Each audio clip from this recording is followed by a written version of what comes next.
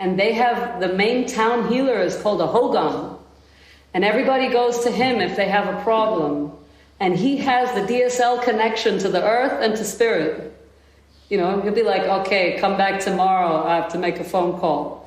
But he doesn't pick up the phone, you know, he divinates, he sings, he might drum, he might go into the cave and have his rituals and how he connects to the source. And then the person comes back and he says, okay, if you want to get healthy, you need to, you know, offer a goat and you need to put down 7 bags of rice. And I need you to go make a fire and burn some of your old clothes.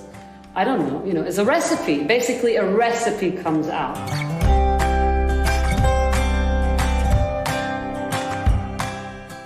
Welcome to my podcast Wachstumsversuche, in English, Growth Attempts. In my interviews, I'm meeting with people who dare to dive deep and dream big. My name is Sarah Schill, and I don't care much if you're famous or not, if your appearance is loud or rather silent, or if your path might be straight or curvy. I'm interested in people who are willing to transform their life into an extraordinary journey, those who courageously wander outside their comfort zones, and who never settle just to fit in. I'm so curious to dive into those stories together with you and get inspired by the pearls my guests are ready to share, because the things we believe to be possible are always just the beginning. Today's guest is Kathi von Koerber. Kathi is one of the most amazing teachers and healers I ever encountered. Together with her husband, she brings indigenous wisdom and knowledge to the Western world in order to help heal the madness of modern society. And I've been allowed to experience and witness some incredibly deep healing and transformation. Kathi grew up in South Africa and from her early childhood on was interested in the different tribes and traditions. She calls it a recognition, as if she found something there that spoke directly to her soul. For many years, Kathi traveled the world learning from Bushmen, Shamans and Elders of different traditions, always understanding more about the wisdom of the earth. Because this is where most of those teachings come from. Observing nature, recognizing the signs and in best case, being able to read them. Kathi is also a dancer and a documentary filmmaker. In her films, she's weaving together dance traditions like Buto with images of the earth and her different landscapes. Her filmmaking is intuitive and very artful and has won many renowned prizes. What I love about her teachings is that spirituality is not something out there or needs to overcome the body, but that she and her husband Hernando see our bodies as a sacred part of the earth and a channel for spiritual awakening. That includes the moontime and bleeding of women, as well as sexuality and childbirth. Kathi herself is a mother of 3 daughters. After having lived all over the world, latest in Brazil and Switzerland, the family is currently located in Bali, Indonesia. With her work, her teachings and her motherhood, Kathi proves that you can be all of it, an artist, a healer and a caring mother. Which for me personally is a huge relief. We talk about her father, who has been a great inspiration for Kathi, and about her mother, who passed way too early but has never truly left. Kathi tells me about her first encounters with ancient traditions and how that formed her future path. We speak about healing plants and Ayurveda, about dance and body language, about the importance of traveling and about rituals of passage. Kathi shares how she found mothering energy apart from her real mom and what life on a feminine planet might require from us. We also talk about the importance of cleaning, of asking for forgiveness and of sharing some of the Oktoberfest beer with Mother Earth. Kathi wants to live and die young, something I can only subscribe. If you never heard about the teachings of the earth and of spirit, some of our conversation might sound a bit strange to you. But as I am deeply convinced we need those conversations now more than ever, I hope you will listen and receive with an open heart. Kathi also guides online courses about intuitive feminine wisdom and more, which I will link in the show notes, as well as some of her other projects. But now let us open the space to the conversation with my good friend Kathi von Koerber.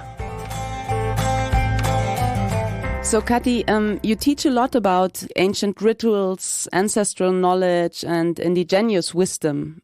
How comes and why is that?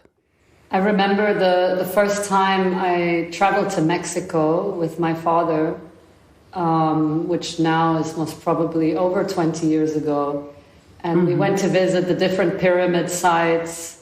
And he watched me and he said, "You really like this, don't you?" And I said, "Yeah, it seems so natural to me. It seems like it's the only way, And then we met different healers in Mexico at that time.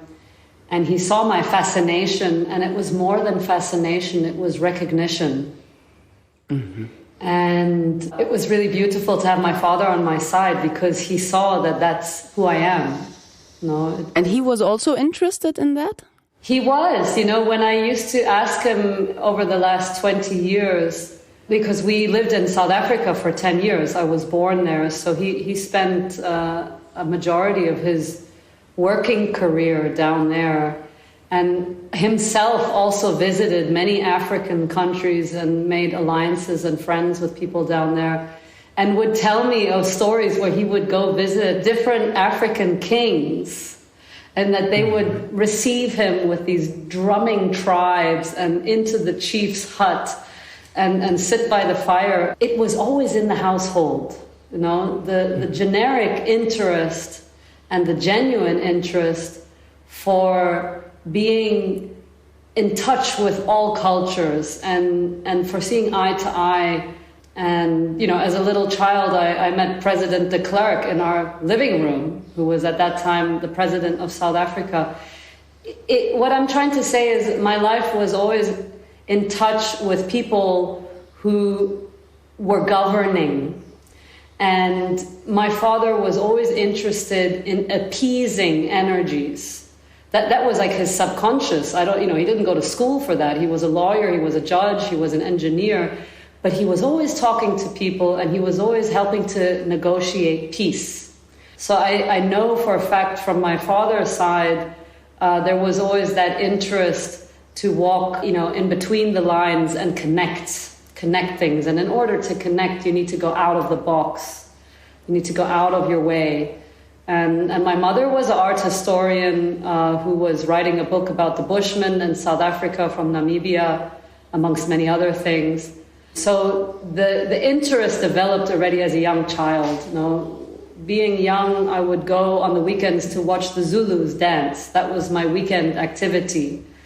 And being completely in awe by the South African Zulu female dancers, so strong, the matriarchs of their tribes, and doing the snake dance, which is the water dance, and things like this. Those were very impressionable. So later on in life, when I started traveling with my father as a grown woman, he couldn't deny that was part of my fabric. Even though we had moved back to Europe, and I did go to schools in Germany and in Switzerland, very international schools, but certainly not watching Zulu dance on the weekend. So the strong impressions came from my time in Africa, and then later in life, traveling a lot, and identifying very early that if I was going to go on a holiday, it wasn't necessarily to a hotel on the beach or a party in God knows where, which many people do between, let's say, 17 and 25. My thing was to go visit the tribe of that country. And I would feel very comfortable. I nearly would feel uncomfortable if I hadn't done that, like out of place. I mean, you could even say some sort of misfit. If I go to South Africa and I just hang out in Cape Town, be like, no, but this is not Africa. This is where am I? I need to anchor my energy somewhere. So, and this moment of recognition, like this really being something, not like something that you're interested in, but something that is also deeply rooted in yourself and maybe your calling, or how you would describe it. So can you tell me a bit more about that? Yeah, no, we teach about recognition too. Recognition is extremely important for the spirit of each person, is to be recognized and to recognize, And it can start with very simple recognition of, like this is good, but this is better, or this is not good and this is good, It's a type of orientation, You get to know who you are. So as you mature, which I would compare to like many adolescent people nowadays with lack of connection to ritual and ceremony in their culture or in their life, they have a hard time to orientate themselves. Like, what do I really like? Or am I doing this because my friends do this, or because this culture propagates this, So when you start traveling, whatever age you are, and if you do it on your own accord, let's say when you graduate high school from then on, It is sort of like a spiritual pilgrimage that you take on, your little things, your backpack, and you go due north. You follow your heart, if it's possible. You might think you want to go somewhere, but then you go there in order to meet someone who says, go over there, and then you go over there and you're like, what am I doing here? Now I know why I'm here. I was meant to meet this person, So we get there eventually.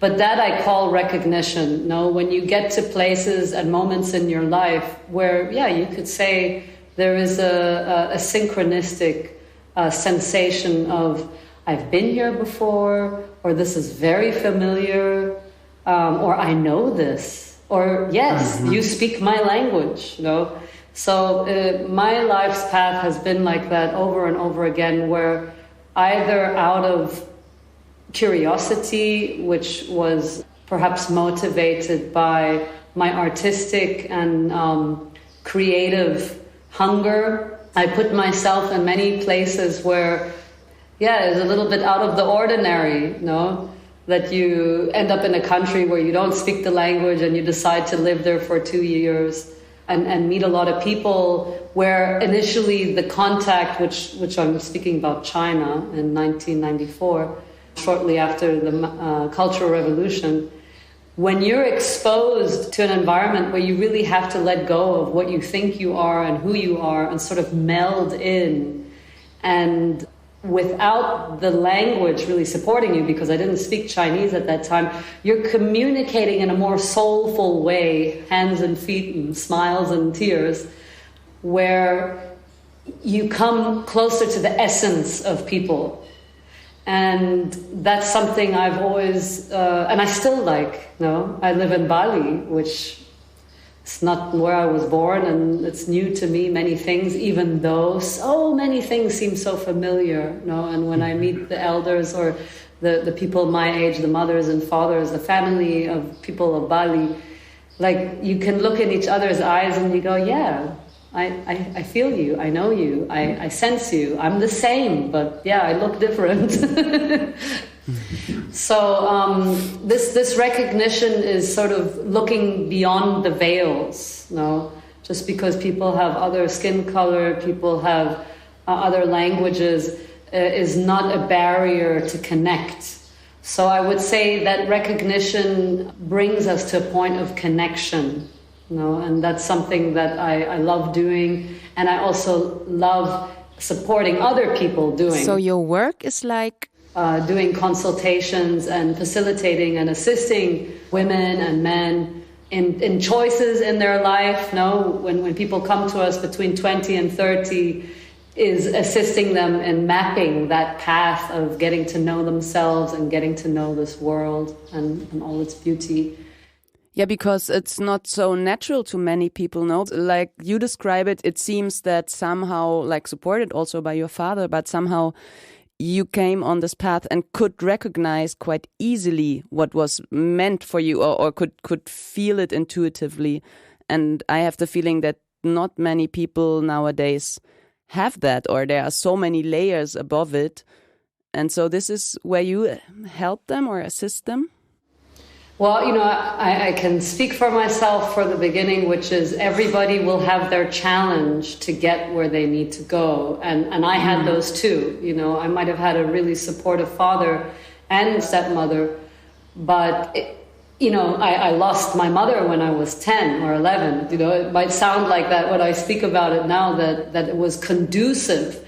But I had to state my interests. Had I not stated my interests, I might have ended up studying law, just like my father did, because of course in Europe, generally, parents want to see their child with a profession in their pocket that seems proper and will earn them security. So there was always the rebel, there was always the one that questioned, there was always the one that, in my case, gratefully, I had a lot of fire that didn't want to be calmed. I didn't want to be put in a shoebox and close the lid. Always, but wait a minute, what about this and what about that? So that was a saving grace for me. But yes, in regards to your question, when people come to us, no matter what their type of personality is or whatever part of themselves has been leading their life, we help and we assist from the Vedic perspective, from the indigenous perspective, from a very earth-based wisdom perspective, assist them to strengthen all parts of themselves so that there is a more of a balance in how they step forward in their life and for sure feel the comfort and the peaceful space of being able to express themselves, know what it is they need. But is there any suggestion or so you would give to people? I would definitely say I propagate people to travel. No, I mean, that could be in your own country, right? Get out of your town and get to know the next town or the next mountain. Put yourself a little bit out of your comfort zone. That's certainly something that we facilitate. And if possible, like many, many tribes, around adolescence, anywhere between 15 to 20, the tribe members, more often men, but there's rituals for women as well. And nowadays, I would say everybody can travel. So from that point of view, they go for 6 months, they go for a year to get to know the land. That is part of growing up. You want your kid to go out and see things. But for sure, you want them to do it in a way where they don't get eaten by a lion. So, when the Aborigines train their youth to go do that, they call it a walkabout, which lasts for up to 6 months. They learn how to hold a spear, they know how to skin an animal, they know how to hide and track the animals. So there is certain tools that need to be in place, because otherwise you're just food for prey. So that's where we also come in and say, hey, are you ready to travel? Are you ready to walk your life? You also work with initiations, for men and for women. And I have the feeling that this is missing nowadays, these rituals of passage and initiation, that they are missing. That's correct. That's something that we are trying to catch up with, I believe. Many of these rituals were in place, perhaps not in Europe so much, but like in Africa and South America and North America and Asia, pretty much all other continents. The various diverse cultures have all sorts of fun and transformative rituals in place for children when they get their menstruation, when they become, or just before, they become sexually active, getting them ready for motherhood, for fatherhood, for their responsibilities to run their own household. Until you move out or you start your own family, you really know what it means to keep a kitchen, to have it stocked, to eat well, to go to bed at a good time so you're not zonked the next day, like the basics. And these are things that are also, we call them in Spanish, cotidiana, like the daily rituals that need to be solid. We meet a lot of people who just never ate breakfast their whole life. And then that's something they might never have learned because they lived in a household where nobody really ate breakfast, for example. And then, by the time they're in their 20s, they're dealing with an eating disorder, or they're over-caffeinated and running and super mental, like too much mind. And wondering why they can't sleep at night or why they don't feel grounded. So that sounds a bit like learning to walk in a way again, like really the basic for good and healthy life. Is this one part of your work also? Definitely. I think, I'm only 45. I'm nothing. I'm a corn of sand on the beach. But in my short passage, I feel like I've met a lot of very interesting people in my life and on many different continents. And I have been a student of life. I've had to really find my teachers. Again, when you lose your mom at a young age, you need to go find that mother energy from somewhere. It doesn't just fall from the sky. You definitely have to look down and touch the earth more. You have to humble yourself. But you are hungry for the instructions of the mother. And, what that does is that you don't personalize the mother energy so much. You recognize it as a phenomena that it is a key to balance in life, to have a peaceful and good fountain of mother energy coming your way, whether that be, you're hanging out with grandmothers, any grandmother, or you find yourself women's circles with elders, or women elder than yourself, right? If you're 18 years old, somebody that's 10 years ahead of you or 20 years ahead of you. And they sort of feed you information about what it's like to go through life. And in many cases, people look for a teacher and then focus on that one person, which per se, I don't think that's very healthy. It should be like a plethora, that you get to see the women as a collective, not like focus on one mouthpiece. And the reason I bring that up is because we spoke to one person the other day, and they were saying that they never had children. And the reason that they never had children was because they had been under the guidance of a guru, and that guru had told them that they shouldn't have children. That was part of the deal, Enjoy your life, don't waste your time, you're not meant to have children. And that's not what they told everybody, that's what they told them. And then I smiled, and I thought, wow, it's really opposite from what we do. We certainly propagate fertility and see that as a huge initiation. And if you don't have your own child, there's many children that could use a mama and a papa.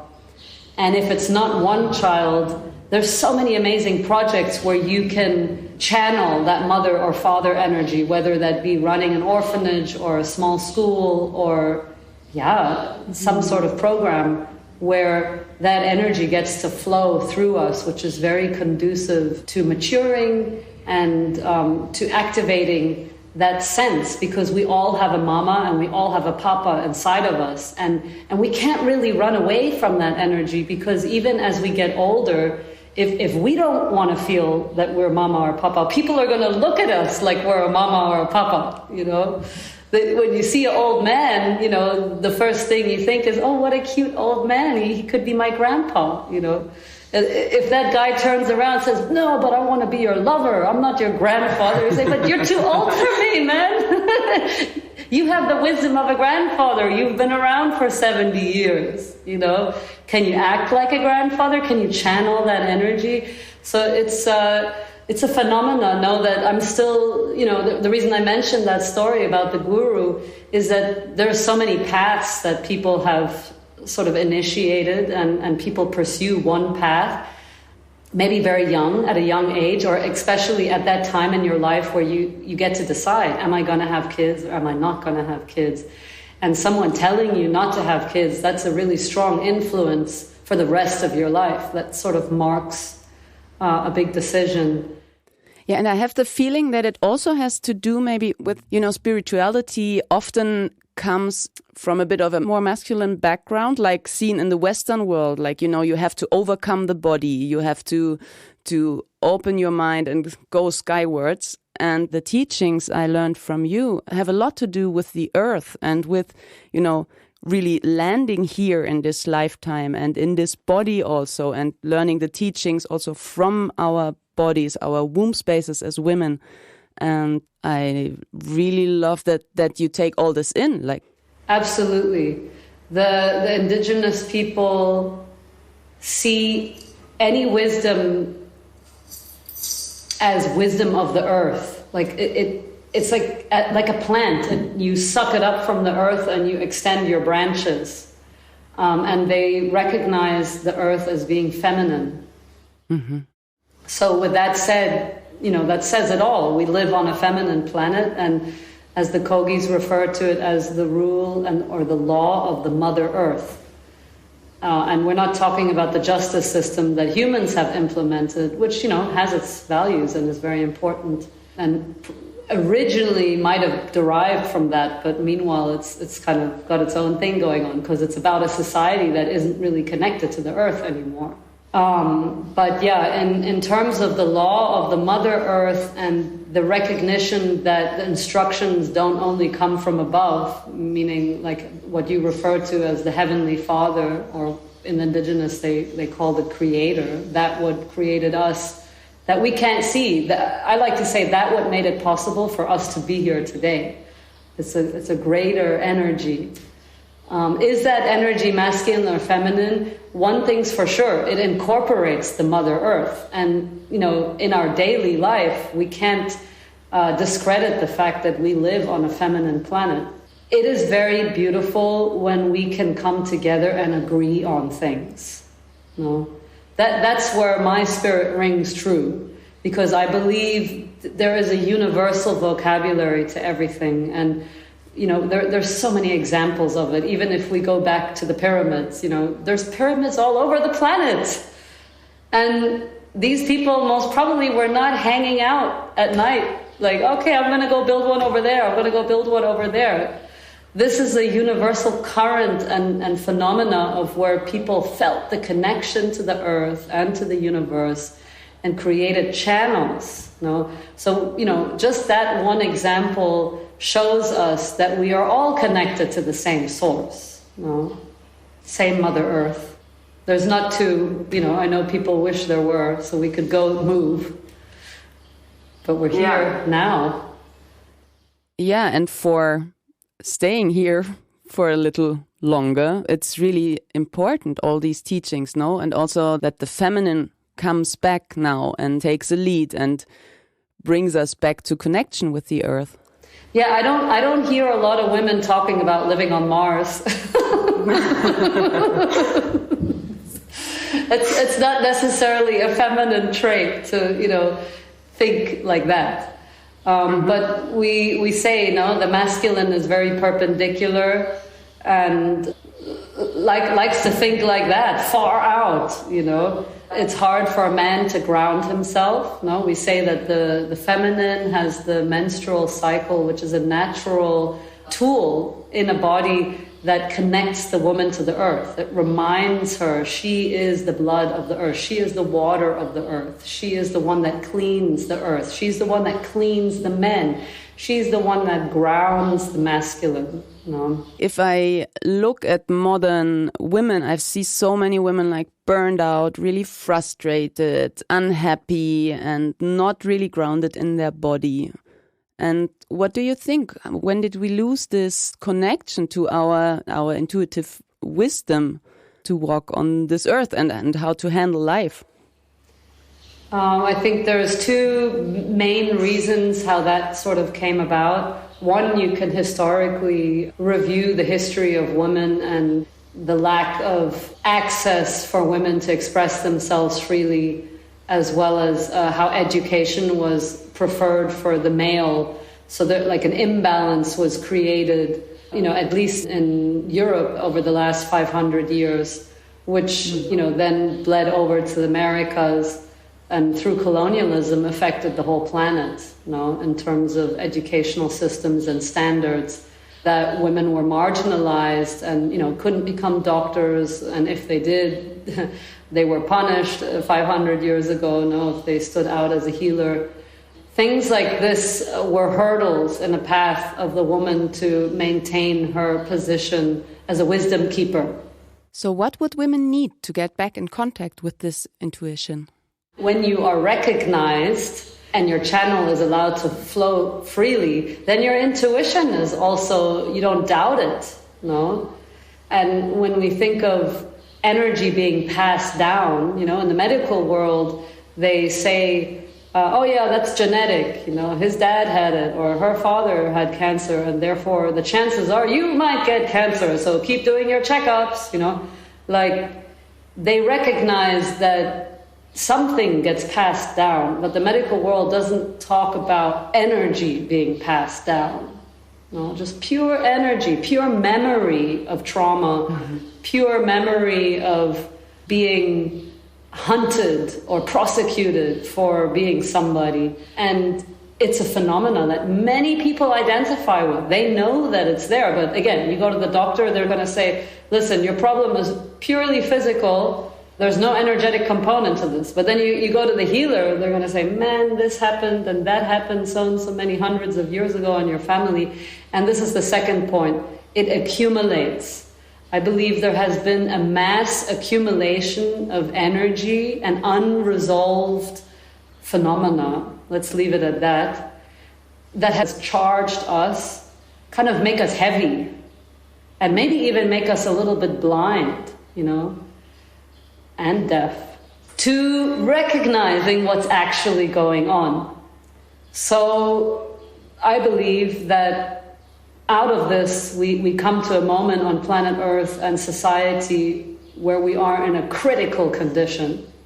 So like you say, many women and also many men, mind you, but let's talk about women, are experiencing neurosis and fears and high anxieties, and were perhaps not taught the tools how to ground, and are very resistant to actually accepting the fact that, hey, you just need to go garden and cook your own food. That's going to help you receive the instructions from the earth, unify you, give you trust, give you love, give you joy. And they might be married to men that look down on that and frown and say, what's that pili-pala, silly, new age, esoteric, what you listening to that Indian for? Believe me, there's many women who are like, well, I better hide this from my husband. He's just going to make fun of me, because it's not completely taken serious, But let me tell you, I just read an article that again confirms things are going to get more serious. For everybody, it's going to become acceptable. The Humboldt Museum had to give back, in Germany, in Berlin, they had to give back the Nigerian gold that they had taken, which was one of their primary exhibits, and they had to give it back to Nigeria. So it's like, have to concede and say, hey, we were wrong, we are sorry, we are going to give your riches back to you. So now when you walk into the museum, they just have video screens. You walk in and you see the treasures, It's like, oh, okay, why are the real treasures not here? Yeah, because they didn't belong to us. Well, but why would we have to give them back? I mean, let's say we just keep them. Why don't we just keep them? Yeah, because that's bad energy. You don't want to do that.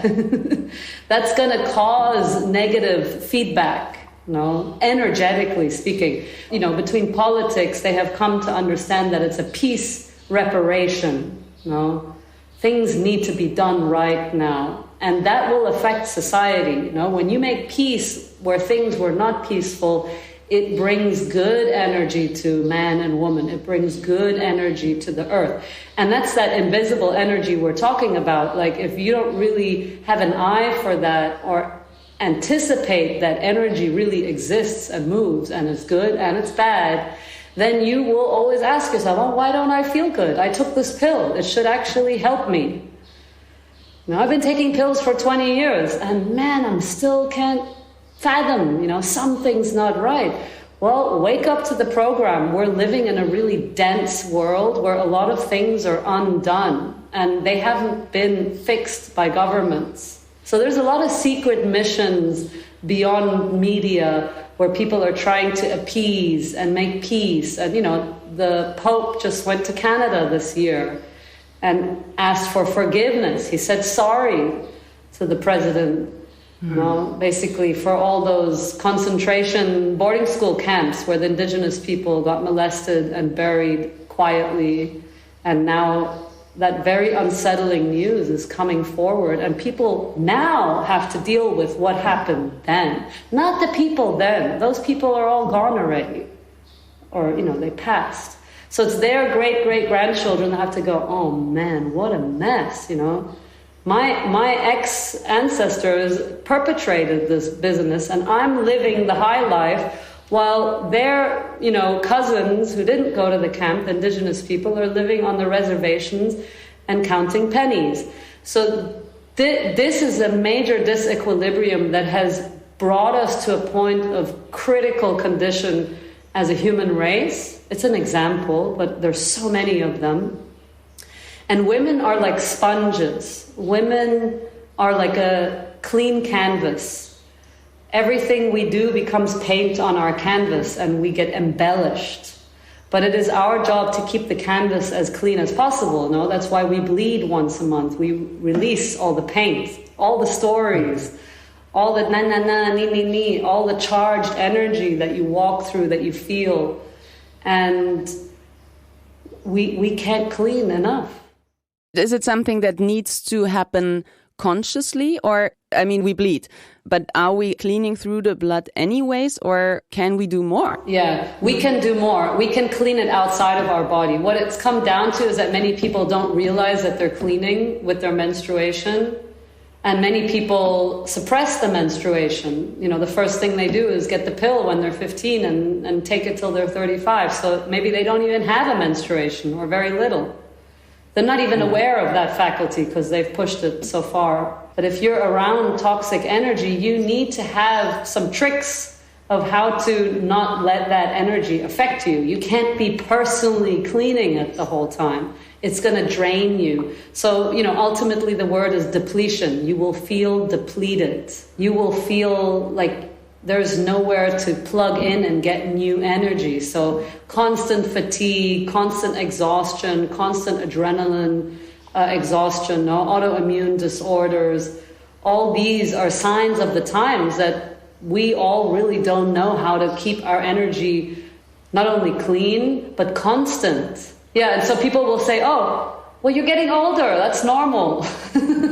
No, it's not normal. I've met many people that are much older, much older than me, nearly 3 times as old as me, and they're still rocking around. So, no, that's not the reason. But what is the reason? What can we do to not feel so depleted?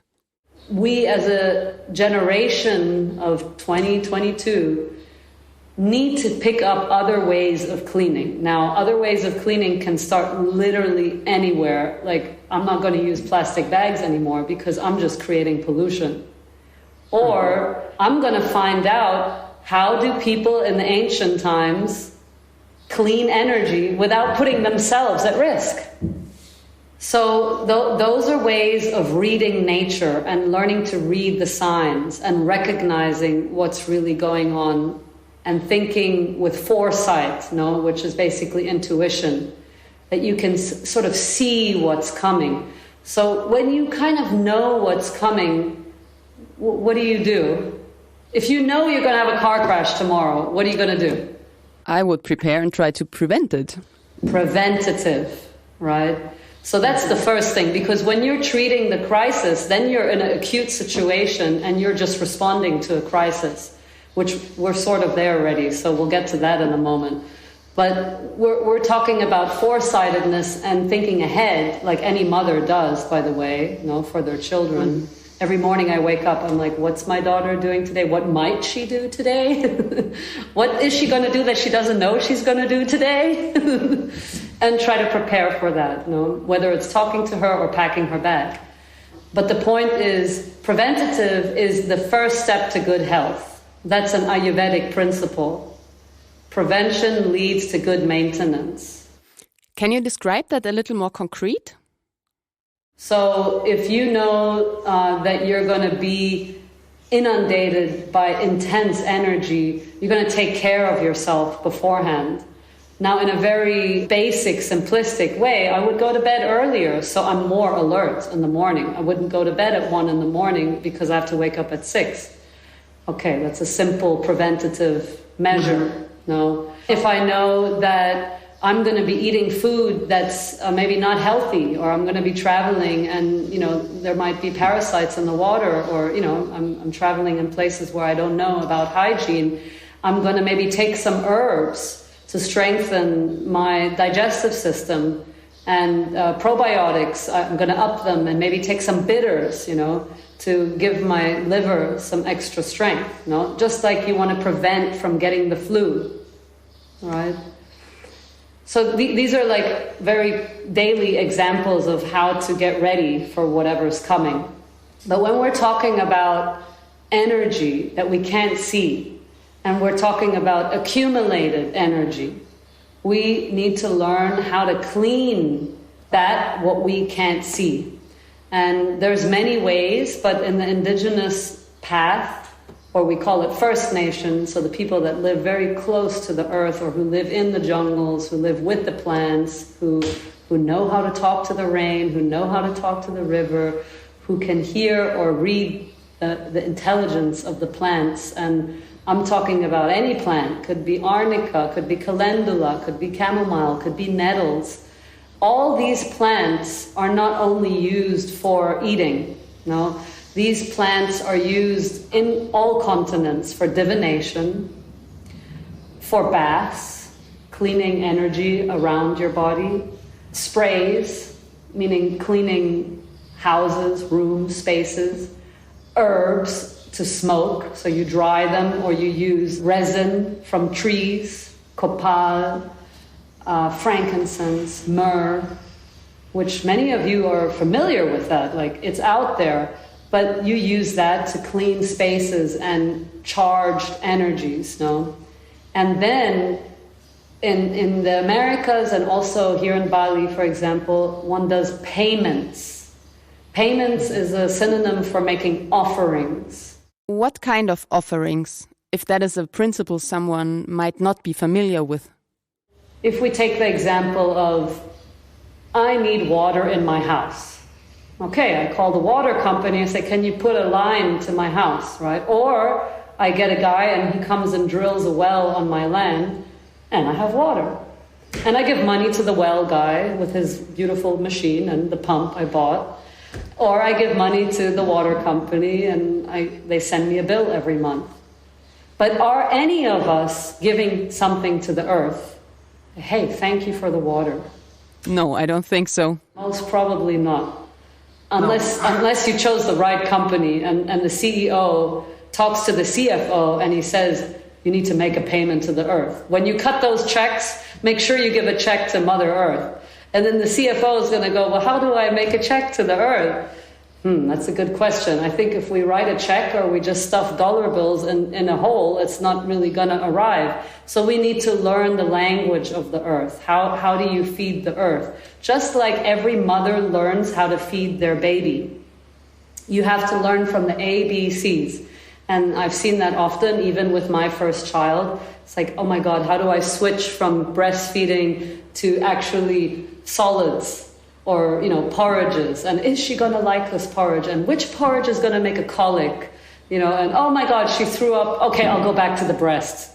And then you delay it. Oh yeah, I remember. So many doubts, and that's when you call your grandmother. You're like, Grandma, how do you feed a baby its first porridge?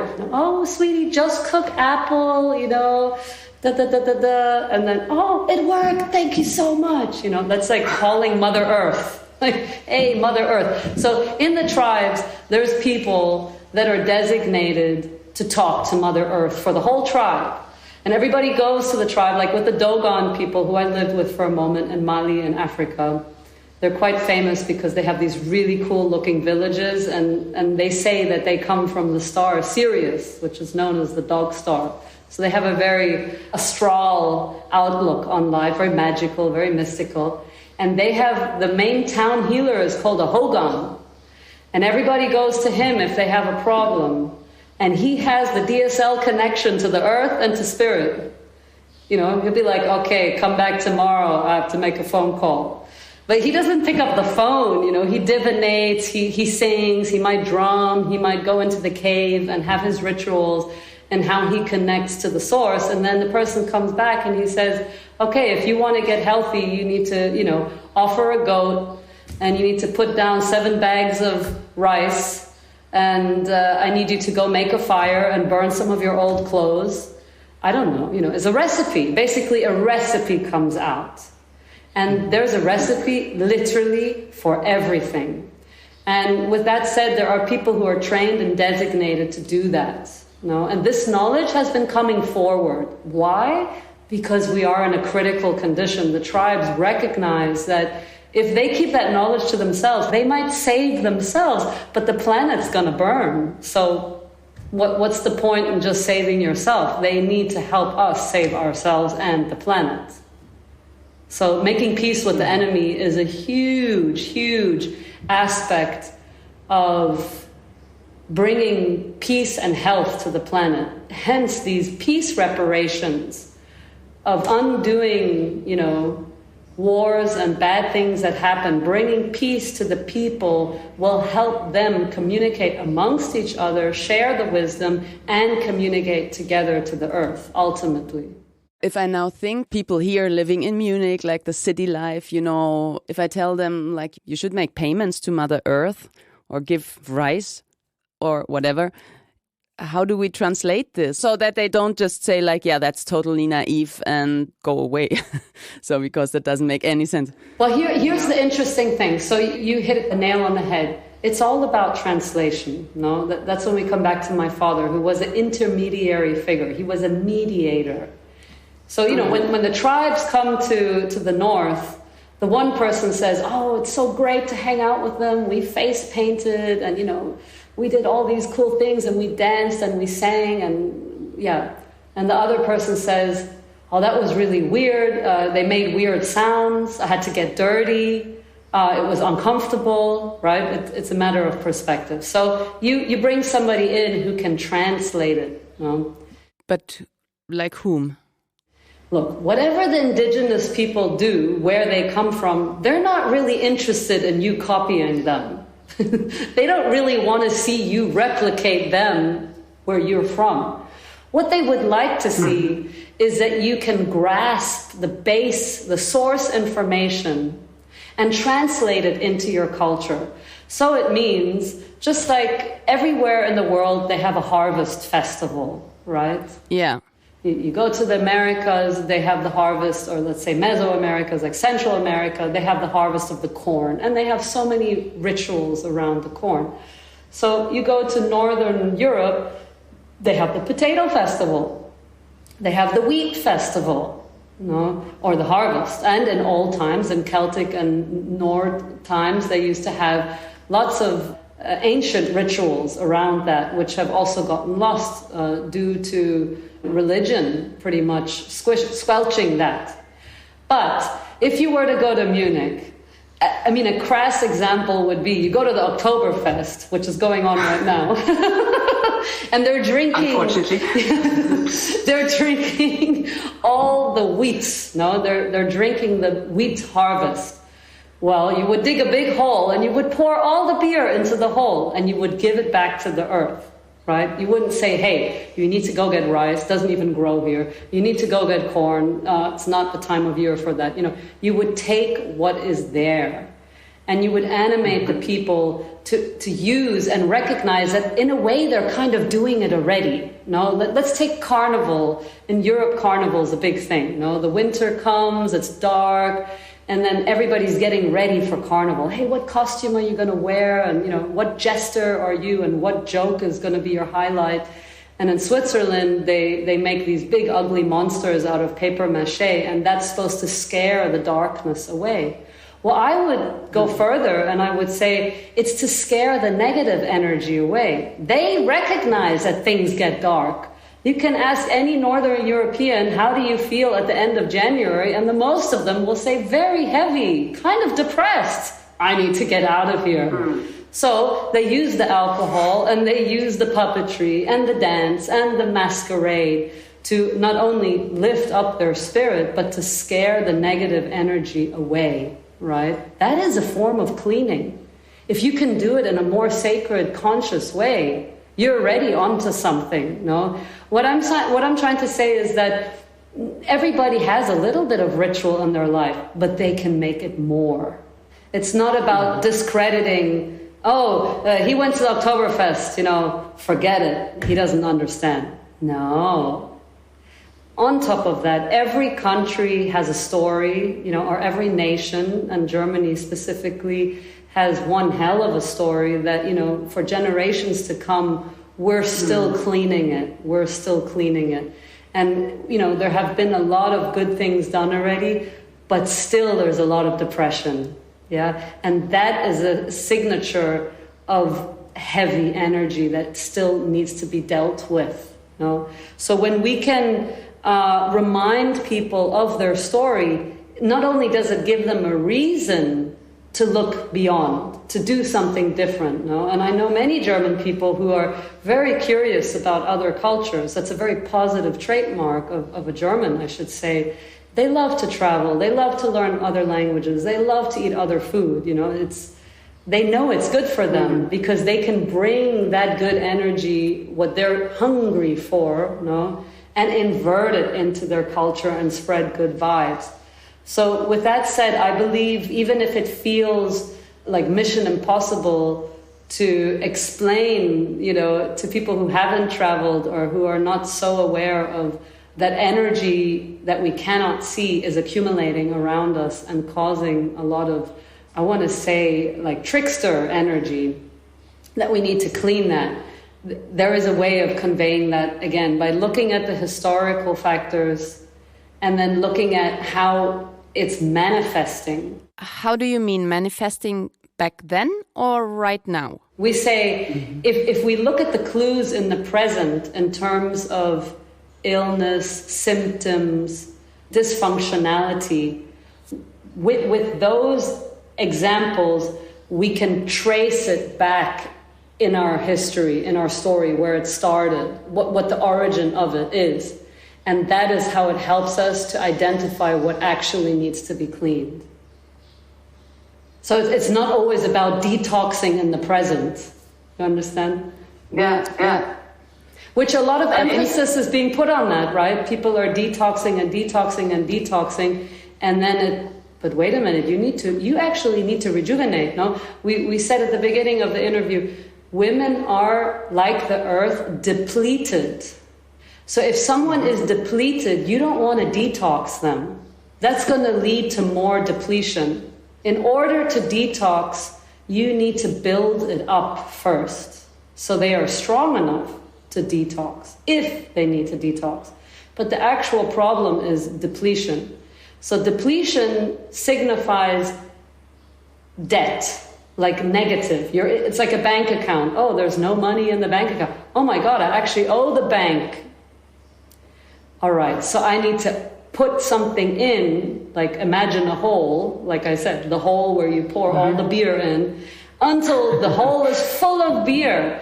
And then the earth goes, thank you. Finally, you quenched my thirst. When were you going to give me a beer while you're drinking all the beer? No, it's not that beer is bad. It's a matter of how do you use it and how do you share it? And are you even thinking of the earth in the process? No, like that. In your work with your husband, you brought many healing plants also from the Amazon that help them clean themselves. And these plants, they don't come from here. Why are they important now, or why can they help us see more and better even here in this society? So plants from the Amazon are typically known as curing plants that are used in the tropics to clean, are specifically that powerful because they can remove bacteria and viruses and negative energies that clog us. Again, they charge us. When our immune system isn't working well, it's because, in a way, you could compare it to a car. Some of the filters are clogged. Okay. We need to unclog the filters so that the metabolism can function properly and produce good immunity. And when you're living in the jungle, it's so hot and so humid that everything is an illness if you want it to be. Every little animal's got some slime on them. Every leaf, everything's sweating. Every food is like dripping. Like it's just very rich in bacteria. And this is how humans have learned to survive in those kind of environments, is by ingesting the plants to not only, gain that wisdom, but to survive. And again, surviving comes with foresight. So if we think of an animal, when an animal walks through the jungle that knows it has a predator hunting it, let's say a snake. A snake might get eaten by a bigger reptile or, let's say, by a big bird. So that snake at all times is alert that it could die any moment, even if it looks very relaxed. And while it's taking care of that, it's looking for its own food and hunting another animal. I mean, amazing, right? Complete awareness, complete intuition.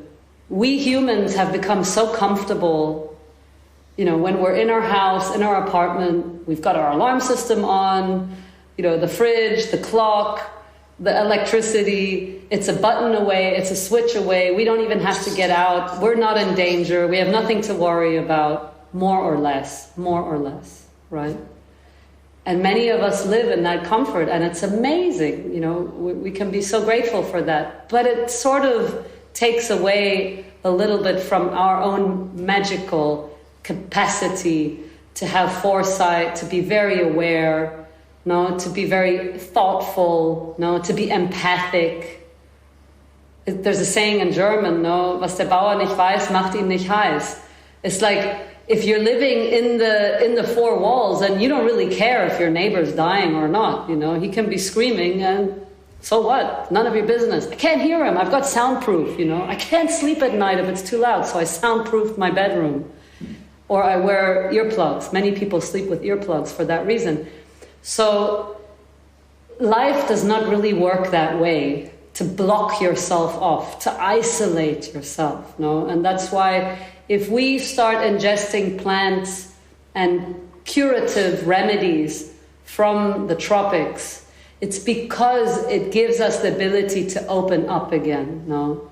To desensitize ourselves from our incubation mentality, from our colonial arrogance, and really open up to a greater perspective of humanness, of caring, of sharing, not only with other humans, but that the planet has been so graceful to even let us be on her, as opposed to us conquering her and using her as a resource. She is the source. She is not a resource. She is the source. So that would be the main reason, no, how these plants can assist us in softening our armor and becoming more sweet and accepting and willing to receive and reciprocate, as well as opening up to remedies that have an intelligence. But how can we understand what they want to tell us? In order to receive a message, the mailbox needs some space. Otherwise, the mailman says, I'm taking this letter with me, I'll come back when that person empties their mailbox. And in Switzerland, it was like that. I would get notes from the postman. You need to make space in order to receive healing. Mm-hmm. If you go to the spiritual doctor, if you go to Creator, if you go to the earth and you say, can you please heal me? They're going to say, what are you willing to let go of? Mm-hmm. Right? Now, if you go to the doctor here in the medical world, they say, give me a check. How much money are you willing to give me? Or call your insurance. How much are you willing to pay them? So you give a lot of money, and then sometimes you still don't get healed. You're like, but I gave everything I got. My bank account is empty. Yeah, but that's money. We created that whole value system. That has nothing to do with the earth, no? It's like, what are you willing to give from your own comfort, from something that's, you're really going to feel it when you give it. It's not a mental construct. So if you're going to ingest something that is organic and of intelligence, you need to make space, no? So that's why there is this talk of detox. Detoxification is somehow similar to abstinence or fasting, no? You stop eating so much so you have a little bit more space in your tummy. You can actually feel when you're hungry, no? Mm-hmm. And if you're going to put something in and you want something positive to grow inside of you, you need to be able to hold it. No, it's like in the United States, you go to the supermarket and everybody's driving, not everybody, but a lot of people are driving in these little cars in the supermarket because they're so fat they can't walk. And then they choose the biggest steak and they put it on their little mobile vehicle. And I'm thinking, that person doesn't have space to eat that. So it's the same with healing. You can't be full and want to be healed. You have to give something first. That could be the way we say making a payment to the earth. That could be letting go of some luxuries. Like what? Whatever, your big house, your big yacht, your big TV, your big airplane, your car that's guzzling a ton of gasoline, the girlfriend you have behind your wife's back, whatever it is, stop. Why? Not only because you have asked to get healed and you want to make space for healing to actually happen, but you know what? You think nobody's watching you, wasting energy, but up there, Great Spirit, always watching you. And Mother Earth, oh child, when are you going to get adult? When are you going to mature? When are you ready? Are you going to play infantile for 50 years? 60 years? Are you going to grow up when you're going to die? Ah, I see, you're one of those, It's up to us. We are the change makers. We are the ones that can make the change. But first we somehow need to grasp and understand within our own paradigm and our own environment what it means to communicate, to express, to receive. Some of those very basic laws that need to be in place for us to literally recognize how energy actually moves. And this basic component of reality you can observe from a young age just by observing nature. Going into nature, see how birds live, see how trees grow, trees die, trees compost, how the forest refurbishes itself. Really studying nature will give a lot of way. And the other way is also in the household, that the mother shows the child how to organize the household, how to clean. If nobody cleans the toilet's going to get really dirty. You're not even going to want to go to the toilet in that toilet anymore. Like this, you have to keep the energy moving and make space, make space, make space. So it's not something that you have to learn later in life. It's something that you can definitely learn earlier in life. And I believe that everybody has learned it, but maybe didn't realize that was a teaching. Kind of didn't take it serious or really internalize it. So when we come to healing, we look back at our life until now in order to remember and recognize the value of our life without judgment and all the experiences that have happened, to recognize their worth. So you're saying everything we experienced had a reason? From the beginning on? A lot, as we know, happens in our developing years, where if we don't have parents or a whole team, like a whole tribe, watching over us and help clean the energies of the household and the tribe and the history and the ancestral carnage and the carnage of the country, chances are you're going to absorb some of that energy and it's going to stick around and you're going to identify with it and believe it's you. And that's when you believe you're the one who did it wrong.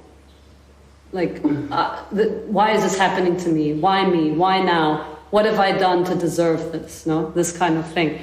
And that's why we started this interview reminding us that women are like a sponge. We absorb. So until we start bleeding, meaning from 0 to 13 or 12, we have no way to get that energy out. We absorb. Maybe if we do a lot of sport, we sweat. Maybe if we're into theater, we're going to scream and we're going to dance and we're going to sing. But if you grow up in a household where your parents are fighting a lot, or even there's a construction site and loud noise every day next to you, environmental factors could even be bad nutrition because there's not enough money and you're eating not very healthy food or a lot of preservatives. Things accumulate. That's what we were talking about. The accumulation is what brings the imbalance and then the symptom and then the chronic disease. So how can we change this from now here on is that parents are educated, as well as the children, to recognize that energy, whether you can see it or feel it or none of it, meaning it's invisible to you, exists. And that rituals of cleansing and equilibrating energies, whether they're in our body, around our body, our house, outside of our house, are necessary. You cannot outsource that to a priest who says every Sunday, I will absolve you. You know, you have to go to your house and clean your house. You have to clean your child. Like in the forests and in the indigenous tribes, the kids get sage, they get bathed with plants, they get flower petal ceremonies because they're still young and sweet. No, meaning they're completely pure and innocent and, you know, helpless, especially when they're, you know, babies. Until they're 7, they're under the umbrella of the parent. No? So in a way, it's like full responsibility of the parent to try and keep the energy as flowing and clean as possible. That doesn't mean bad things don't happen. It just means you do something about it immediately. You don't wait 50 years later. And or if there's good foresight, you get ready for what's coming. No, that's what we were referring to as intuition. That if you get a sign through a dream or a thought, or, you know, somebody hurts themselves one day and you're like, somebody hurt themselves yesterday at the same place. Let me go put some smoke there. Let me clean that out. Let me do a cleansing for that. No, or let me go light a candle, or whatever. We're not going to get into all those details right now, but you start reading the signs, then you're part of the program. It's not happening to you. You're with it happening. Yeah, it feels quite empowered to be able to, like in daily rituals, to do something to prevent certain things to happen. Yeah, imagine that. No, let's go to China for a moment. When I went to China in 1994 to 96, everybody was running around in a Mao suit, even me. And rituals of cleaning yourself? You got to be kidding me. It's not an option. You had to do that in secret. Now let's go back to the Native Americans, the Lakota, the Sioux. They only started doing the sun dance again in 1973 or 77, I think it was 73. Why? Because they weren't allowed to practice their rituals. The government had forbidden it, so they went underground. Really? There's chronicles about it, that they would do their dances in little cliffs, where two mountains come down, and even if a fighter jet flies over it, they wouldn't be able to see them or film them. In Mexico, they built the kiva, the underground house, where they did the dances underground. I mean, I could go on and on and on. Everybody had to hide. Why? Because there was massive prosecution the last thousands of years. Now we are at a time where we don't really need to hide, not everywhere. But you still know if you're going to go public about it, everybody's listening, the good and the not so good people. Leaders of native wisdom are very alert, meaning indigenous leaders, of being prosecuted. Still nowadays. Still nowadays. And that goes also for activists on environmentalism, which, that's hand in hand. What do you mean? Environmental activist is basically on par with an indigenous healer. They have the same interest. It is speaking up for the Mother Earth. And in South America, whether that's Brazil or Colombia, Brazil is notorious. It is said, and I've been hearing this for years and years, and I lived there for 10 years, that pretty much every day somebody gets killed and it doesn't come into the press. This summer, like a very big article over and over came out because a journalist who was writing about the Amazon got executed and murdered, and he was a journalist for The Guardian. So it really got a lot of press. But this happens every day, So even now, talking out and coming forward and really stating it for the way it is puts people in a very, very delicate position, and their family is in danger and their tribe is in danger. So people think twice, So if they feel that way, you can only imagine how many other people on this planet might feel that same energy, and they all have different stories. No matter where you grew up, there was prosecution, and even now in many countries there's prosecution. So that is what slows it down. And perhaps it's also a natural mechanism to avoid the exploitation of it, no? There's always a pro and a con. The exploitation of the knowledge, no? The commercialization of it, kind of sucking the spirit out of it. Yeah, I wanted to come to this also, coming back to those master plans, those healing plans. They are appearing all over. It's really, really hip. Yeah, for one, I have the feeling that it's, as you said, commercialized and that it is going in a strange direction. And on the other side, I think it can be really dangerous physically, but also spiritually or energetically, I think. And I wanted to know, what do you think of that people did an online training and then they call themselves a shaman and go about giving out powerful stuff to people? Yeah, I'm speechless when I hear about those things. I think that pretty much covers it.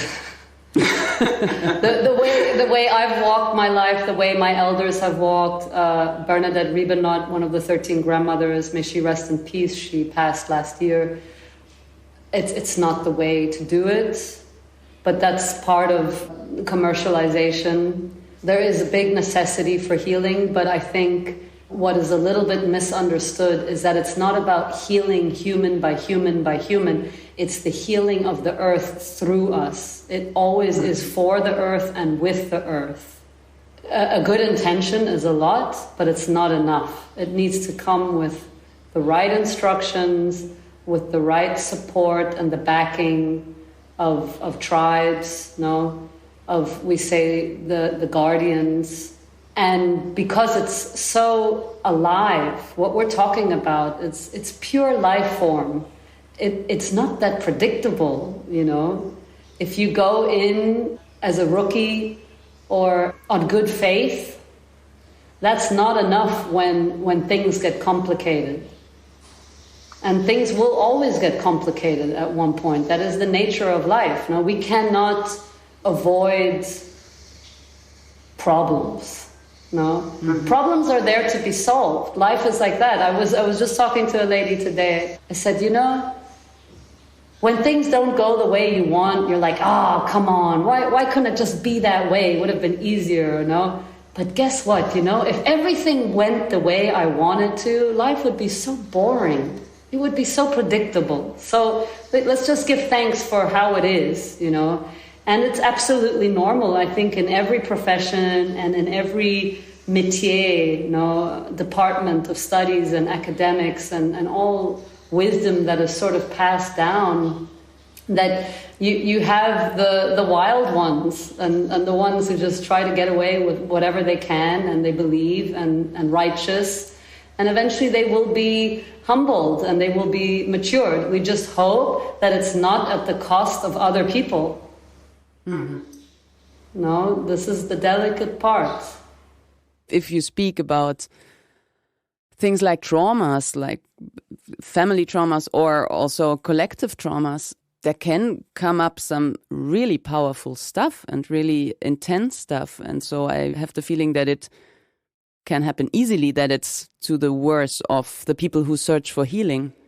Yeah, definitely. And I think, you know, if I can give any suggestion in that way, is for people to always question who they work with, what their background is, what their experience is, and to have a really good interview and to make sure you feel that the people, you know, you are working with are truly in the position to be doing what they're doing. Mm-hmm. This is essential. I worry when people don't ask questions and just go for it. That seems, in any scenario, no? I mean, it's even getting in an airplane and having someone else fly it for you. You want to make sure that they are actually a pilot. So whatever it takes, no, to make sure, please check carefully. Yeah. So interesting and so important, I think, like that it's time to learn those teachings and to to become leaders of change, I feel, no? Also because we live in security. I think it's important that we care about those issues because also we have the possibilities. Absolutely. I think that these conversations should be developed in women's circles, in men's circles, in schools. It's learning to conversate about these topics and getting insight from the younger generation, from the older generation. We call that vision counseling, coming together and really looking at, and not just giving that to the politicians and to United Nations or however. They're doing a great job as much as they can, but it needs to come down to that it's part of our own education. This is how we gather information. This is how we measure the temperature of the people, of the earth, of what you see, of what you feel. And it doesn't become something incriminating. If you come and say, I feel anxious, I can't concentrate, and I can't sleep at night. Oh, take this pill, you're special. No, you might have a message. Try to understand what it is that's wanting to come forward and communicate itself through you. Speaking the word and looking in each other's eyes is an art. The art of conversation helps us identify so many important things, and that's also getting lost, because of so much tech, television, handies, messaging, social platform, social networks. People don't really conversate anymore. People don't even use full sentences most of the day.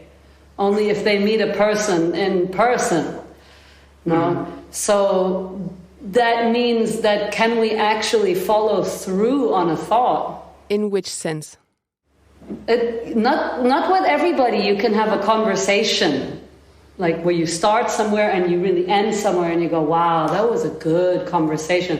It's not so common, and I don't think everybody can say they have that every day, But the tribes, they try, especially people like the Kogi, the Arawakos, a tribe that never got colonized in Colombia. Their trademark, if there were one, is to learn to conversate, to follow a thought through, and how to assist that for children and young women is to weave. And you see that in a lot of tribes, is working with the needle and the thread and threading the thought and following through on the thought and bringing the thoughts down from the heavens to weave positive thoughts. And then they start conversating while they do it. And they do that from a very young age, which is really beautiful because it helps us to sort of master our intellect in a way that it becomes helpful and not destructive to our well-being.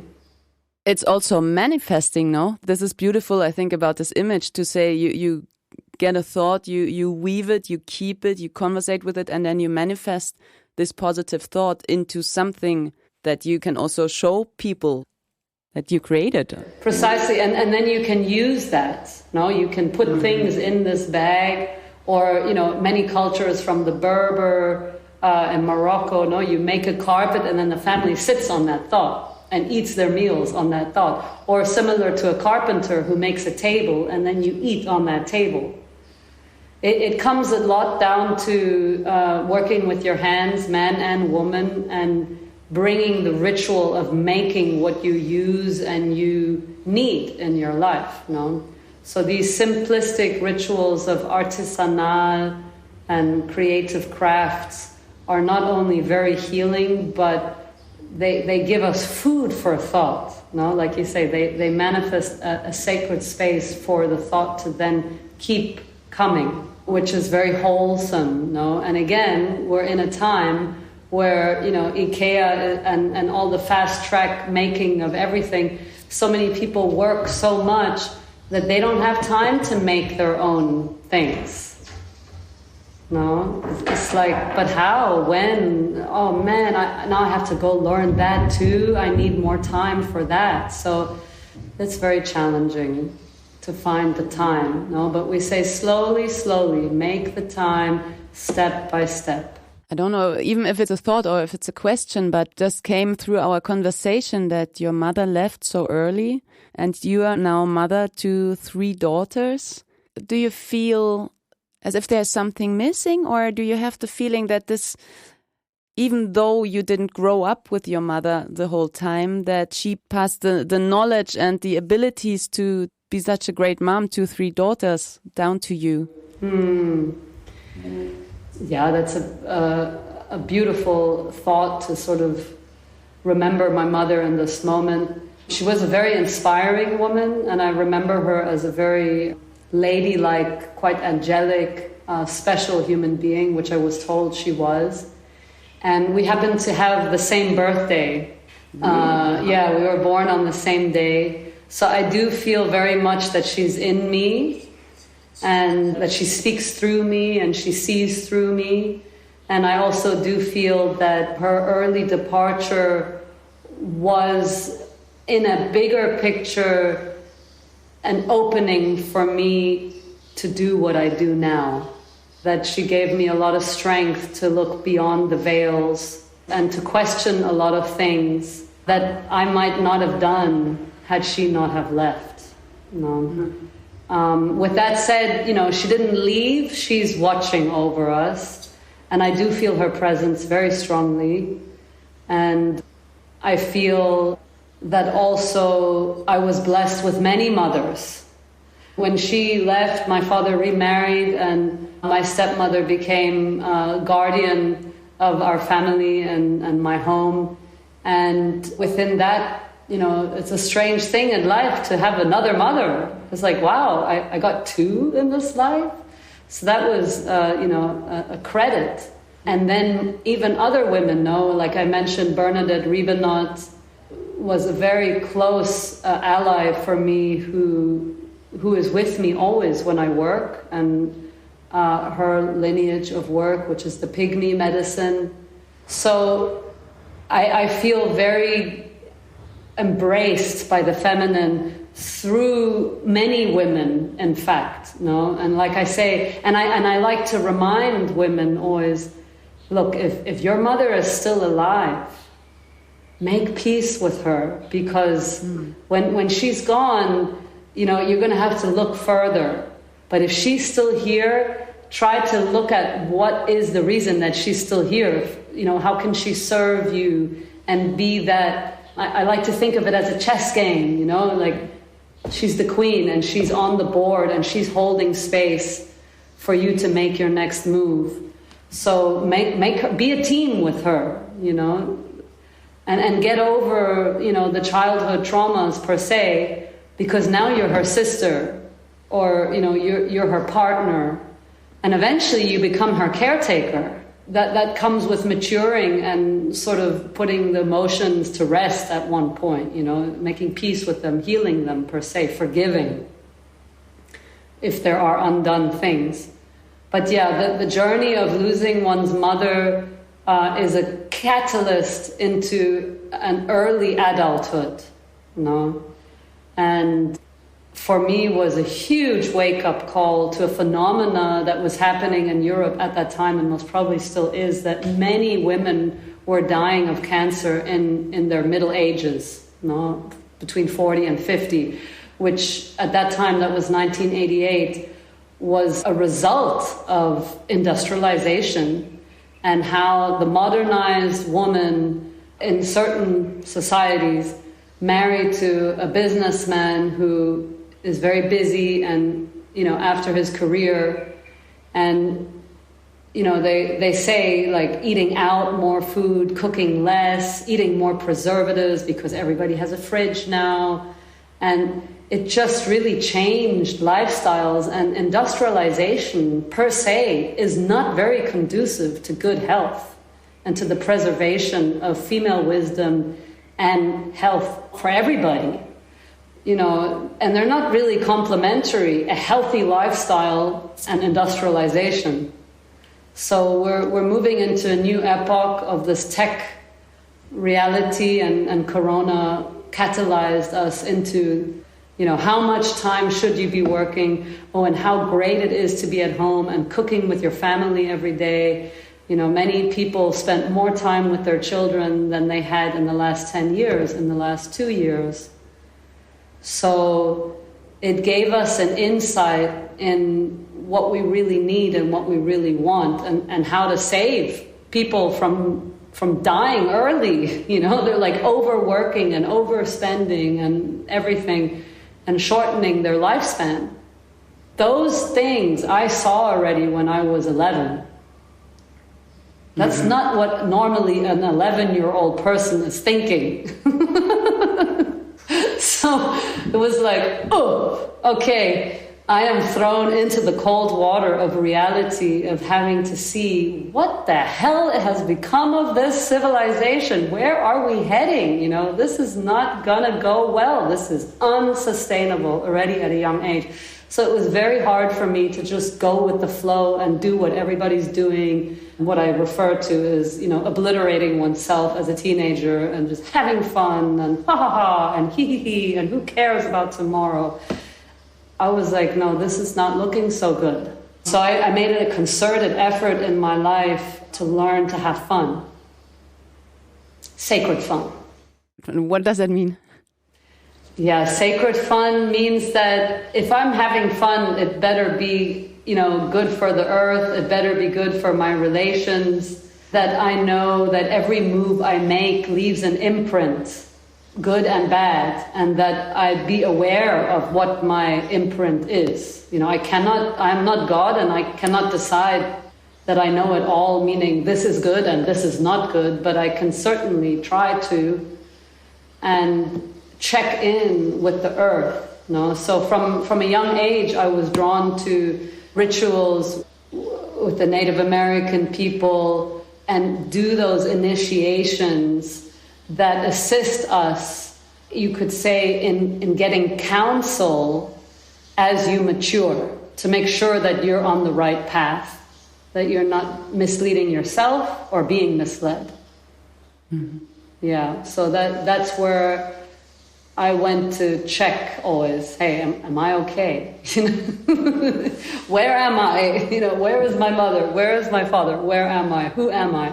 Those questions were always present from a very young age. I believe everybody has them, I do believe everybody has them, but like I say, they're not necessarily in the foreground unless I've met other people who've lost their mothers or similar difficulties at younger age, where you have a reckoning, you realize how precious everything is. You realize how precious having a mother is, having a father, having a house, having everything that you have, that you're going to walk more careful and more empathic towards the planet, At least, you feel that in your heart. It's a matter of bringing that to the outside. That's called growing up. That's called maturing. We all make mistakes. But the initiations are there to help us bring those two things closer together. The appreciation of something and then walking our talk, or talk our walk. And not talk and walk separately, That's what the initiation really does. So those formative years are really important to have that guidance. And like I say, it's not only analytical guidance, it's spirit guidance, it's the mystery, it's working with the elements, working with the earth, and having good guardians to support you on that journey. Yeah. That touches me so much to imagine how would my life have been, or how many less struggles would I have had if I had this consultation in these formative years. So it's really beautiful to work towards that, and also to give it to our children now. Exactly. So I propagate that, and it's very beautiful here at the Green School. My children are not that old yet, but the children that are like 12, 13, 14, 15, there's a lot of extracurricular programs where they're doing circles and sort of initiation, maybe not as deep as we're talking, but, giving them insight and the platform to really express themselves and get ready for what's coming, you know, which is again prevention. You know, getting ready means you're going to be ready when it comes. It's not like it just hits you like a truck, which in many instances we all got hit by a truck at one point or another. And that's what, you know, I like to say, it sort of scratches our hard drive, and then it takes years to recover, you know, because you go, wow, that really affected me in a way that I can't understand. You know, it's in there deep. But, you know, the good news for everybody, and I remind myself every day, is that Spirit only gives us what we can handle, and we have a whole lifetime to heal. And it would be a pity if we save it for the last 10 years of our life. So why don't we start now? Yeah. Okay, my last two questions. The first continues a bit along the line we've been talking on. It is said that we should live in order that it's sustainable for the 7 generations that follow after us. And if you now see yourself not only with the 7 generations that will follow, but also the 7 generations that came before you, what is your part in this, or how do you see yourself?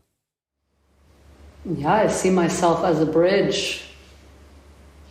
I see myself as water flowing and dancing.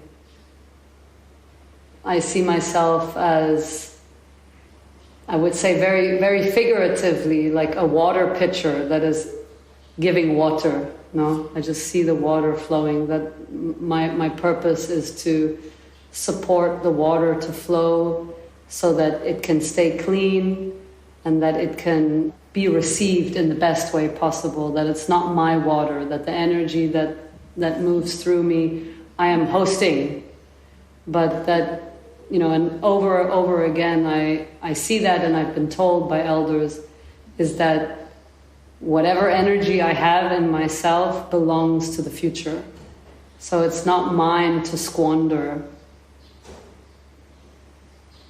Not for me to overstep and to use in a way that, think of a candle that would just go out because I burned it so hard, there's nothing left. Like, that's not the purpose of this life on planet Earth, no? And I really admire people that age well. It is such an honor to meet elders. We recently had an elder in the retreat. He was more fit than every young person in the room the whole weekend. And he looks young, but he was nearly 70 or 75, I don't know. He made the old look young and the young look old. And we even said to him, we said, I would love to have a grandfather like you. And he says, I would love to have a granddaughter like you. And I said, we found each other. Yeah, you know, I admire the elders, and I admire the elders that stay young in their old age. For me, this is something I aspire to, and I want to die young. Meaning, I want to be in my youth when I grow old. Mm-hmm. And that candle should continue burning for the next 7 generations, no? Thank you. Thank you for asking. And the last question is, if everything was possible, what would you maybe wish for or pray for? Well, you're asking a woman who actually does believe everything is possible, so I might be praying for it already. Well, I mean, that's a broad question, because I pray for personal and I pray for the greater good of all human beings, no? But I would say I pray for humanity that they can hear Spirit, that they will listen to Spirit, that they can hear the water speak to them. And I know many people who have heard the water speak to them, but I pray for all people that they can hear the messages of Spirit.